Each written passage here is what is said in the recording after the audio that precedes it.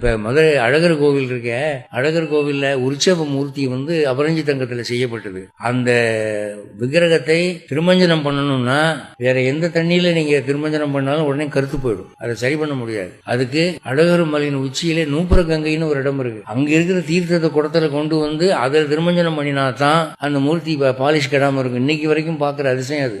அந்த தண்ணீரை எடுத்துட்டு போய் இந்த கெமிஸ்ட்ஸ் எல்லாம் ஆராய்ச்சி பண்ணி பார்த்துட்டாங்க. அப்படி என்னதான் இருக்கு அந்த தண்ணியில பார்த்தா கண்டுபிடிக்க முடியல அவங்களுக்கு. அப்படி ஆச்சரியம் இன்னைக்கு வரைக்கும் நடந்துகிட்டு இருக்கு. இதுல வேடிக்கை பாருங்க, அந்த நூப்புர கங்கை தண்ணி ரொம்ப டேஸ்டா இருக்கும். நீங்க அழகர் கோவிலுக்கு போனா சாப்பிட்றதுக்கு தோசை, குடிக்கிறதுக்கு தண்ணி, இது ரெண்டையும் பண்ணிட்டு வாங்க.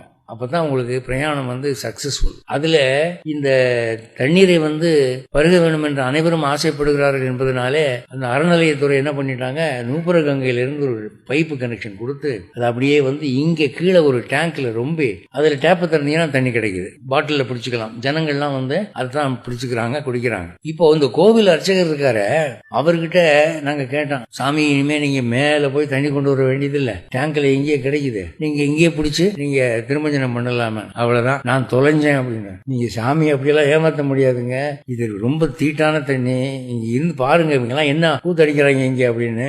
இன்னைக்கும் நாங்க மலை ஏறி நூப்புர கங்கை வரைக்கும் போய் அங்கிருந்து தீர்த்தத்தை குடத்தை சுமந்துக்கிட்டு தான் வரோம் நாங்க அப்படின்னு இன்னைக்கும் அந்த கைங்கரியம் பண்றாங்க.